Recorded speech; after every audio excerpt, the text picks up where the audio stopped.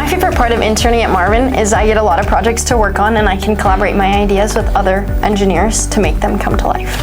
Yeah, I'd say that I really enjoy the large variety of different projects that we have to do on a regular basis. And they're all impactful projects, so it's not just like you do it and then they throw it away. A typical day for an engineer at Marvin depends on what department you're working in.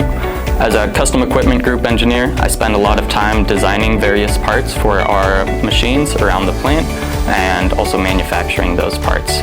There's a lot of problem solving, a lot of communication, and a lot of design decision choices to make. Come into work pretty early and we all check our emails, we all share rooms so we can talk early in the morning, and then we'll start on our projects, like either from what we have from the day before or a new project to start on. And then you get that done. If you need to go out onto the plant, you can, to look at projects that you've started or even to collect more data.